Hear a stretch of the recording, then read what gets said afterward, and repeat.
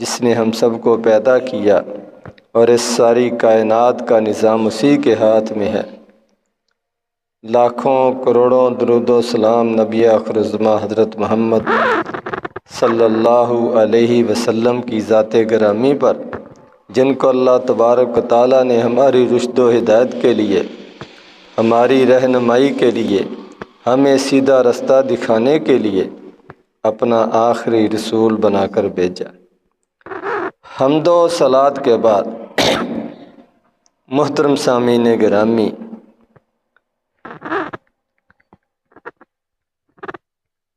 ہم اس دنیا میں اللہ کی عبادت کے لیے پیدا کیے گئے ہیں، اور مقررہ وقت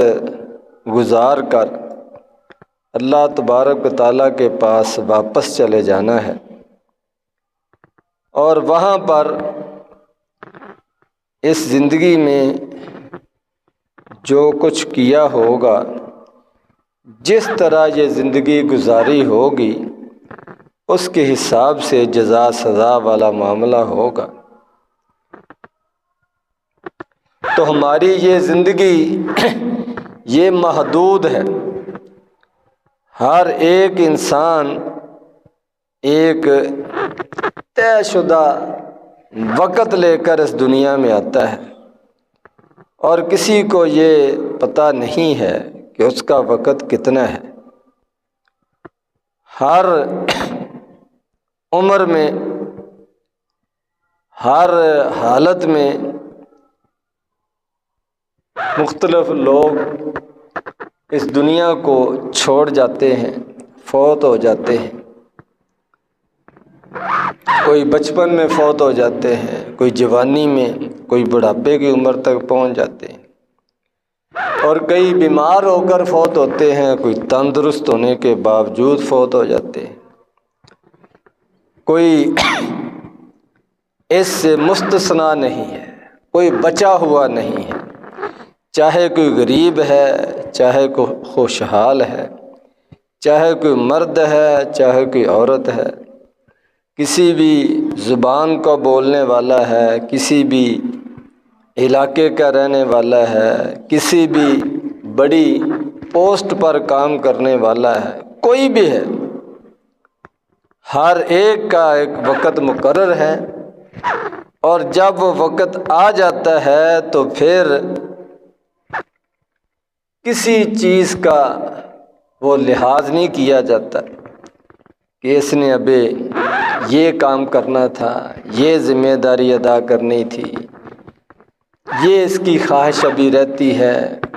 کسی چیز کا کوئی لحاظ نہیں کیا جاتا۔ بخاری شریف کی روایت ہے، نبی کریم صلی اللہ علیہ وسلم نے ایک مربع چکور شکل میں لکیر کھینچی، اور اس کے درمیان ایک لکیر کھینچ کر فرمایا کہ یہ انسان ہے، اور یہ ارد گرد جو مربع لکیر کھینچی گئی ہے، یہ اس کی عمر ہے، مقررہ وقت ہے جس کے اندر اس نے رہنا ہے۔ اور پھر اس مربع کھانے کے باہر چھوٹی سی لکیر اور کھینچی، فرمایا کہ یہ انسان کی خواہشات ہیں، پروگرام ہیں، منصوبے ہیں، امیدیں ہیں، یعنی انسان کی عمر ختم ہو جاتی ہے، اس کی امیدیں پوری نہیں ہوتی، اس کی خواہشات پوری نہیں ہوتی، وہ اس کی عمر سے بڑھ کر ہے، اس کے وقت مقررہ سے زائد ہے۔ تو وقت مقررہ ان خواہشات کا انتظار نہیں کرتا کہ اس نے ابھی یہ کام بھی کرنا تھا، یہ کام بھی کرنا تھا، سب کچھ ادھورا رہ جاتا ہے۔ چھوڑ چھاڑ کر جب وقت آ جاتا ہے تو انسان اس دنیا سے چلا جاتا ہے۔ تو نبی کریم صلی اللہ علیہ وسلم نے جو درمیان میں لکیر کھینچی، جس کو آپ نے سمجھانے کے لیے فرمایا کہ یہ انسان ہے، اس کے ارد گرد دائیں بائیں چھوٹے چھوٹے اور خط کھینچے، لکیریں کھینچی، تو فرمایا کہ یہ زندگی کے مسائل ہیں، پریشانیاں ہیں، فتنے ہیں، امتحانات ہیں، بیماریاں ہیں جو انسان کو لاحق ہوتی ہے۔ ایک سے بچتا ہے تو دوسری کا شکار ہو جاتا ہے، دوسرے مسئلے سے نکلتا ہے تو تیسرے کا شکار ہو جاتا ہے، اس طرح آگے بڑھتا جاتا ہے، اس کی عمر گزرتی جاتی ہے اور موت کا وقت آ جاتا ہے۔ تو نبی کریم صلی اللہ علیہ وسلم نے یہ خط کھینچ کر، لکیریں زمین پر کھینچ کر سمجھایا ہے کہ انسان کی زندگی جو ہے اس میں پریشانیاں اور مسائل بھی ہیں جن سے چھٹکارا نہیں ہے، اور آخر میں موت بھی ہے جس سے اگر یہ پریشانیوں کا شکار ہو پھر بھی وہ موت آنی ہے، اگر ان پریشانیوں سے بچ کر زندگی گزارے پھر بھی موت آنی ہے۔ جتنی مرضی احتیاط کے ساتھ آدمی زندگی گزار لے، محفوظ زندگی گزار لے، صحت اور تندرستی والی زندگی گزار لے، خوشحالی والی زندگی گزار لے، کوئی اس کو مسئلہ نہ ہو، ڈاکٹری طور پر مستقل ہر لحاظ سے وہ فٹ ہو، پھر بھی اس کا جو وقت مقررہ ہے وہ آ کر رہنا ہے۔ تو ساتھ ہی آپ نے ایک لکیر تھوڑی سی باہر بھی نکال دی اور یہ بھی سمجھا دیا کہ آدمی اپنے آپ وہ کبھی بھی تیار نہیں ہوتا کہ میں مرنے کے لیے، فوت ہونے کے لیے تیار ہوں، میں نے دنیا میں جو سوچا تھا وہ مکمل ہو گیا، میری ساری خواہشات، سارے منصوبے اب پورے ہیں، اب اگر موت آ جائے تو مجھے کوئی ڈر نہیں، کوئی فکر نہیں، کوئی پریشانی نہیں۔ میں کہ ایسے بھی نہیں ہے۔ خواہشات کی لکیر آپ نے انسان کی عمر سے زیادہ باہر وہ کھینچ کر یہ سمجھایا کہ خواہشات یہ باقی رہتی ہیں، یہ کبھی پوری نہیں ہوتی۔ تو یہ نبی کریم صلی اللہ علیہ وسلم نے گویا کہ حقیقت بیان کی ہے اور انسان کو سمجھایا ہے کہ آدمی کو اس حقیقت کو اپنے سامنے رکھنا چاہیے کہ نہ تو وہ زندگی کے مسائل سے بچ سکتا ہے اور نہ ہی وہ اپنی تمام خواہشات امیدیں پوری کر سکتا ہے اور نہ ہی وہ موت سے بچ سکتا ہے۔ یہ ساری چیزیں سامنے رکھ کر اس کو زندگی گزارنی چاہیے کہ ایک اور مرحلہ آنے والا ہے جس میں یہ دی ہوئی دنیا کی زندگی اس کا حساب کتاب ہو۔ تو عقل مند، دانا، سمجھدار وہ آدمی ہے جو اپنے مقررہ وقت کے اندر اگلی زندگی، قبر کی زندگی، مرنے کے بعد کی زندگی، اس کی تیاری کرے۔ تو یہ آدمی کو اپنی اس محدود زندگی کا احساس رکھنا چاہیے، رہنا چاہیے۔ قرآن مجید میں اللہ تبارک و تعالیٰ نے کئی جگہ پر یہ یاد دہانی کرائی ہے اور یہ یاد دہانی رہنی چاہیے۔ فرمایا قل ان الموت الذی تفرون منہ فانہ ملاقیکم، ان کو بتا دو کہ یہ موت جس سے تم بھاگتے ہو، جس سے بچنے کی کوشش کرتے ہو، جس کو پسند نہیں کرتے، جس کے لیے تم تیار نہیں ہو، یہ تمہیں آ کر رہے گی۔ ملاقیکم، تمہارا اس کے ساتھ آمنا سامنا ہوگا، ملاقات ہوگی، اس سے تم بھاگ نہیں سکتے، جتنا مرضی بھاگ لو، بھاگ نہیں سکتے۔ موسیٰ علیہ السلام کو دیکھ لیں کہ ان کے پاس روح قبض کرنے والا موت کا فرشتہ آیا تو اس نے روح نکالنے کی، روح قبض کرنے کی اجازت مانگی، تو انسانی شکل میں آیا ہوگا تو موسیٰ علیہ السلام کو پتہ نہ چلا، یا جیسے بھی ہوا انہوں نے غصے میں اس کے تھپڑ مار دی کہ تم مجھے مارنا چاہتے ہو، میری روح نکالنا چاہتے ہو، میں تو مرنا نہیں چاہتا، مرنے کے لیے تیار نہیں ہوں۔ تو موسیٰ علیہ السلام کا واقعہ بیان کر کے سمجھا دیا کہ کوئی بھی آدمی مرنے کے لیے تیار نہیں ہے، لیکن موت آ کر رہنی ہے۔ تو فرشتے نے جا کر اللہ تبارک و تعالیٰ کو بتایا،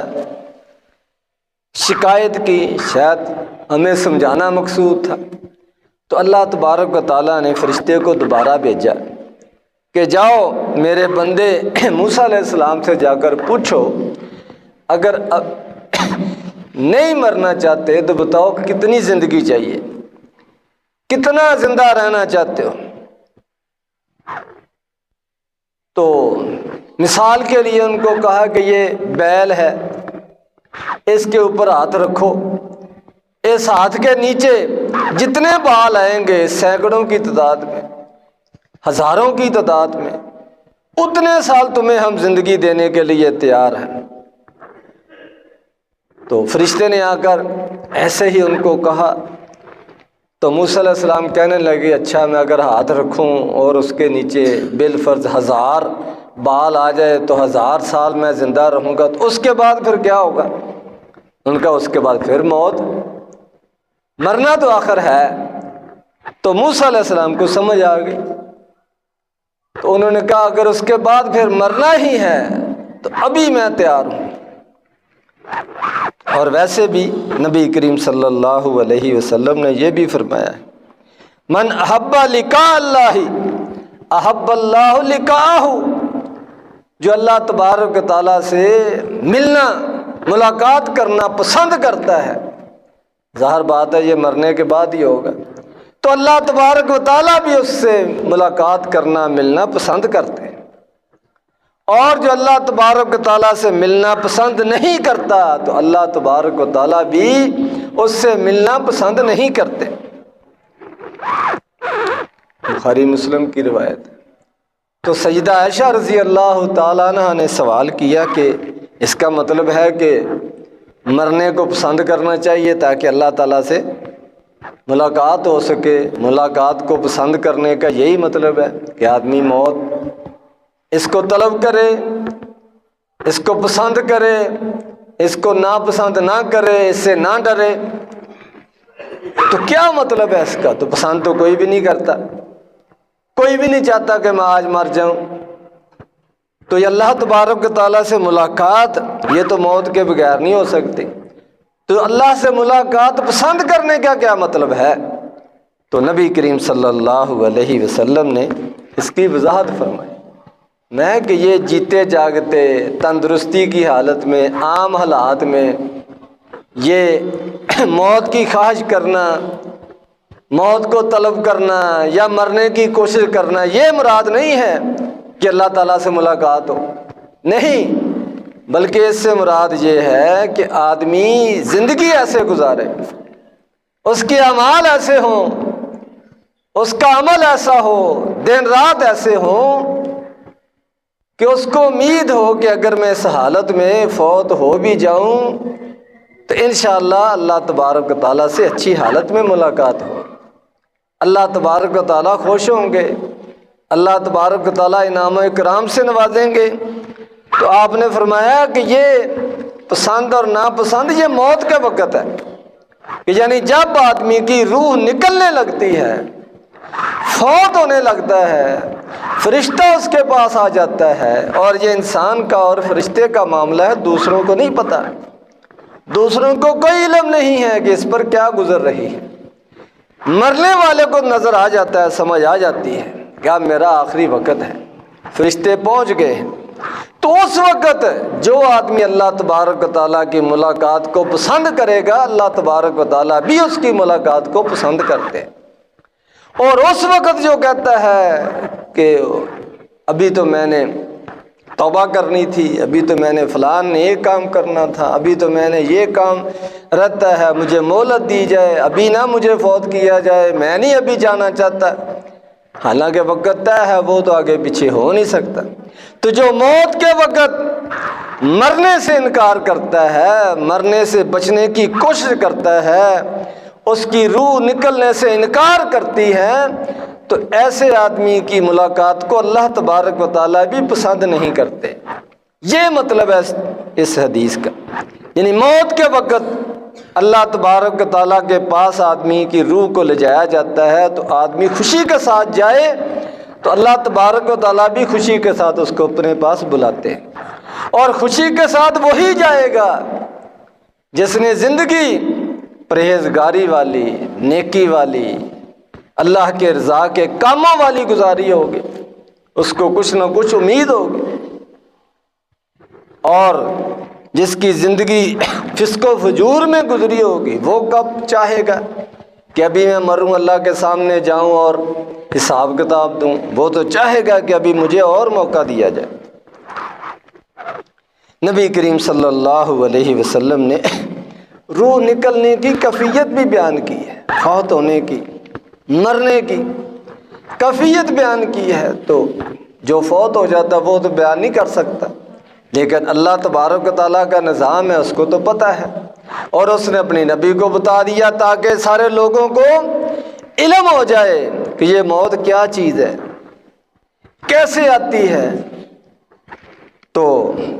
ابن ماجہ اور ابو داؤد شریف کی روایت ہے کہ نبی کریم صلی اللہ علیہ وسلم نے روح کے نکلنے کا، موت کے آنے کا وہ پورا منظر بیان کیا ہے، لمبی حدیث ہے۔ خلاصہ اس کا یہ ہے کہ نیک آدمی کے پاس جب فرشتے آتے ہیں تو نہایت خوبصورت شکل و صورت میں آتے ہیں، خوشبودار کفن لے کر آتے ہیں، اور اس کو اچھے نام سے پکارتے ہیں، اور اس کی روح کو نکلنے کا کہتے ہیں، تو وہ روح آرام سے نکل جاتی ہے۔ آپ نے مثال دے کر سمجھایا، جس طرح مشکیزہ پانی سے بھرا ہوا ہو اور اس کا منہ کھول دیا جائے، نیچے سے سوراخ کر دیا جائے تو کس طرح پانی بہہ جاتا ہے، اس طرح روح نکل جاتی ہے۔ اس کو پتہ ہے اب آخری وقت ہے، تو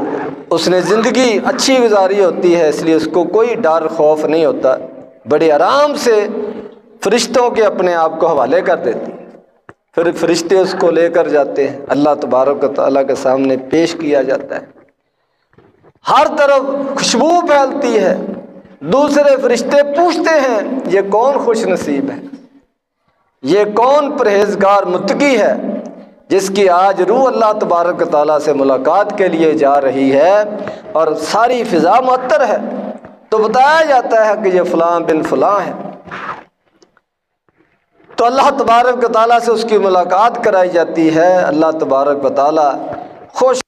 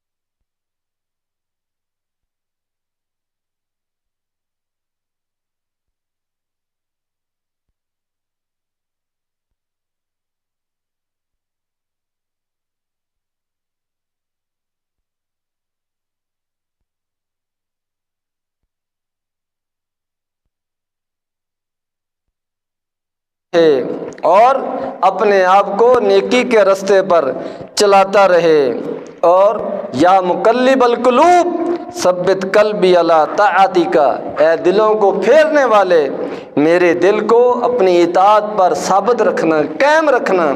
کبھی بھی تیری نافرمانی کی طرف نہ جائے۔ یہ دعا کرتے رہنے چاہیے تاکہ جب بھی موت آئے ایمان کی حالت میں موت آئے، نیکی کی حالت میں موت آئے۔ اللہ تبارک و تعالی قرآن و حدیث کو سمجھنے کی، اس پر عمل کرنے کی توفیق عطا فرمائے۔ وآخر دعوانا ان الحمد للہ رب العالمین۔